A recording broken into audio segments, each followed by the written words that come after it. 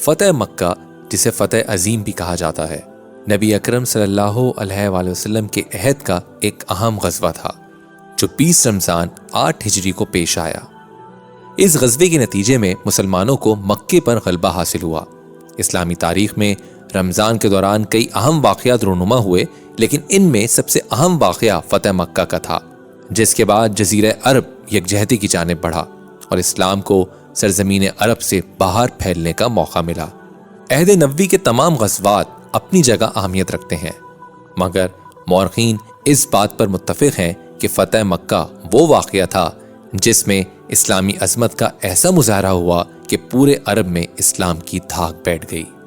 فتح مکہ سے کچھ عرصہ قبل مسلمانوں اور قریش کے درمیان صلح حدیبیہ کے نام سے ایک معاہدہ طے پایا تھا، جس کا مقصد یہ تھا کہ مسلمانوں اور مکے والوں کے درمیان کوئی جنگ نہیں ہوگی اور تمام قبیلوں کو یہ حق حاصل ہے کہ مسلمانوں یا کافروں کے ساتھ مل سکتے ہیں۔ مکے کے دو بڑے قبائل بنو بکر اور بنو خزاع، جن کی باہمی دشمنی کی ایک طویل تاریخ تھی، صلح حدیبیہ کے نتیجے میں وقتی طور پر اپنی عداوتیں بھلا چکے تھے۔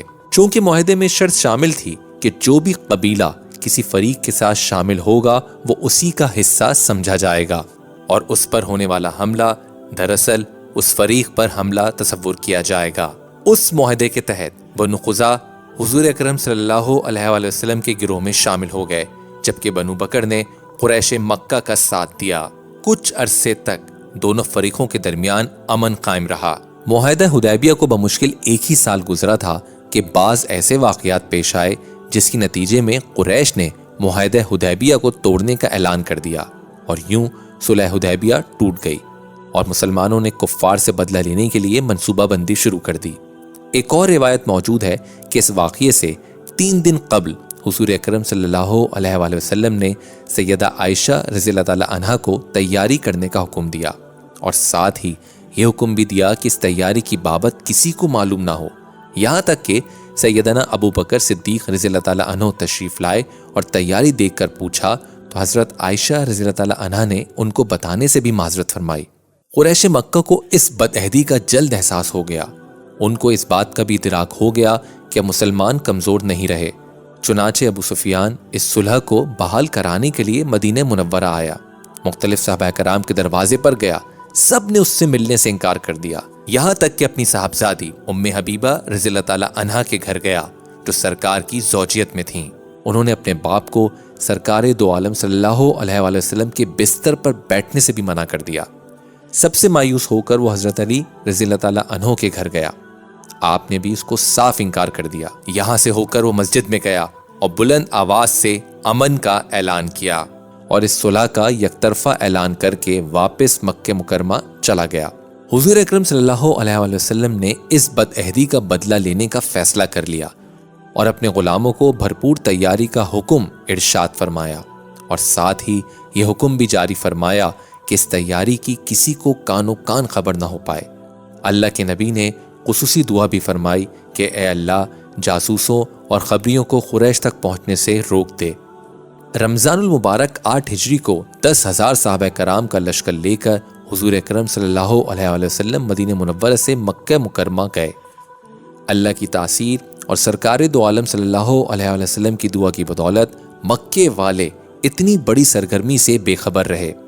حضور اکرم صلی اللہ علیہ وآلہ وسلم نے پیش قدمی کرتے ہوئے مکے سے محض 1 منزل کے فاصلے پر قیام فرمایا۔ آپ نے سارے اسلامی لشکر کو پورے میدان میں پھیلا دیا۔ ہر صحابی کو کہا کہ اپنا الگ الگ چولہا روشن کریں۔ رات کے وقت ابو سفیان خبر گیری کرنے کے لیے مکے سے باہر نکلا تو آگ کا اتنا بڑا الاؤ دیکھ کر پریشان ہو گیا۔ اس کو ایک خیال یہ تھا کہ شاید یہ بنو خزاع کا لشکر ہو، لیکن ابو سفیان نے اس خیال کی تردید کی کہ ان کا لشکر اتنا عظیم نہیں ہو سکتا۔ اسی اثنا میں ابو سفیان کی ملاقات حضرت عباس رضی اللہ تعالی عنہ سے ہوئی۔ آپ نے ابو سفیان کو آگاہ کیا کہ بہتر یہی ہے کہ حضور اکرم صلی اللہ علیہ وآلہ وسلم سے امان طلب کر لو، ورنہ اس عظیم لشکر کے سامنے تمہاری کوئی اوقات نہیں۔ حضرت عباس نے ابو سفیان کو اپنے ساتھ لیا اور سرکار عالم صلی اللہ علیہ وآلہ وسلم کی بارگاہ میں پیش کر دیا۔ ابو سفیان ایک ایسا شخص جس نے مسلمانوں کے خلاف جنگیں لڑی، جس نے اسلام کو نقصان پہنچانے کی ہر ممکن کوشش کی، آپ نے اس کو دیکھ کر منہ پھیر لیا۔ حضرت عمر ابو سفیان کو قتل کرنے کے لیے آگے بڑھے، لیکن سرکار دو عالم نے منع فرما دیا۔ ایسے متعصب اور کٹر دشمن کو سامنے پا کر معاف کرنا اللہ کے نبی کی صفت ہو سکتی ہے، عام آدمی اس کو معاف کرنے کا تصور بھی نہیں کر سکتا تھا۔ پھر حضرت علی نے ابو سفیان بن حارث کو حضور سے معافی مانگنے کا طریقہ سکھایا تو آپ صلی اللہ علیہ وآلہ وسلم نے اسے معاف فرما دیا۔ اس طرح حضرت عباس رضی اللہ تعالیٰ عنہ نے حضور اکرم صلی اللہ علیہ وآلہ وسلم سے عرض کیا کہ یا رسول اللہ، ابو سفیان ایک جا پسند اور اعزاز پسند شخص ہے، آپ اس کو کچھ اعزاز عطا فرمائیں تاکہ مطمئن ہو جائے۔ تو حضور اکرم صلی اللہ علیہ وآلہ وسلم نے شان کریمی کا بے مثال مظاہرہ فرماتے ہوئے اعلان فرمایا کہ جو شخص ابو سفیان کے گھر داخل ہوگا اس کو بھی امان ہوگی۔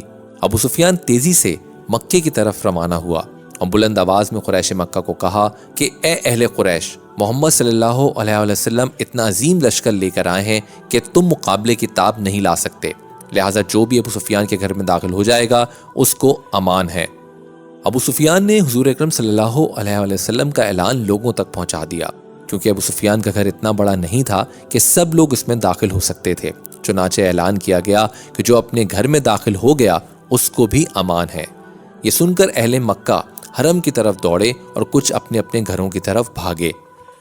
کیسا روح پرور منظر تھا کہ اللہ کے آخری نبی آج اپنے اس آبائی شہر میں فاتح کی حیثیت سے داخل ہو رہے تھے۔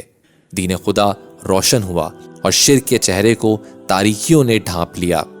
جہاں سے آپ صلی اللہ علیہ وآلہ وسلم کو رات کی تاریکی میں نکلنا پڑا تھا، جہاں پر آپ صلی اللہ علیہ وآلہ وسلم پہ ظلم و ستم کے پہاڑ توڑے گئے تھے، جہاں پر مکے کی گلیاں آپ صلی اللہ علیہ وآلہ وسلم پر تنگ کر دی گئی تھیں، جہاں پر آپ صلی اللہ علیہ وآلہ وسلم کو طواف کرنے سے روکا گیا تھا، جہاں پر آپ صلی اللہ علیہ وآلہ وسلم پر اوجڑی ڈال دی گئی تھی، جہاں پر آپ صلی اللہ علیہ وآلہ وسلم پر پتھر برسائے گئے تھے، جہاں پر آپ صلی اللہ علیہ وآلہ وسلم کا مذاق اڑایا جاتا تھا، آج اس شہر میں 10,000 کے لشکر کے ساتھ رسول اللہ صلی اللہ علیہ وآلہ وسلم مکے میں داخل ہو رہے تھے۔ اس دن آپ نے سیاہ امامہ باندھ کر رکھا تھا اور ایک اونٹنی پر سوار تھے۔ جیسے ہی آپ صلی اللہ علیہ وآلہ وسلم کی نظر بیت اللہ شریف پر پڑی، آپ صلی اللہ علیہ وسلم کا سر اقدس اللہ کریم کی بارگاہ میں جھک گیا۔ جب رسول اللہ مکے میں داخل ہوئے اور لوگوں کے اطمینان ہو گیا تو کعبے کے پاس آئے اور اس کا طواف کیا۔ طواف کعبہ کے ارد گرد موجود بتوں کو اپنے پاس موجود تیر سے گراتے رہے اور پڑھتے جاتے حق آن پہنچا، باطل مٹ گیا، اور یقیناً باطل ایسی ہی چیز ہے جو مٹنے والی ہے، اور پڑھتے حق آ چکا اور باطل میں نہ کچھ شروع کرنے کا دم ہے نہ دوبارہ کرنے کا۔ کعبے میں بتوں کی تصویریں آویزاں اور ان کے مجسمے نصب تھے، آپ نے ان کو بھی ہٹانے اور توڑنے کا حکم دیا، جس کی تعمیل کی گئی۔ جب نماز کا وقت ہوا تو آپ نے حضرت بلال کو حکم فرمایا کہ کعبے کے اوپر چڑھ جائیں اور اذان دیں۔ حضرت بلال کعبے کے اوپر چڑھے اور اذان دی، اور انہوں نے کعبے میں طویل عرصے کے بعد اللہ کی وحدانیت کا اعلان کر دیا۔ اللہ تعالیٰ سے دعا ہے کہ وہ ہمیں سیرت رسول صلی اللہ علیہ وسلم پر عمل کرنے کی توفیق عطا فرمائے۔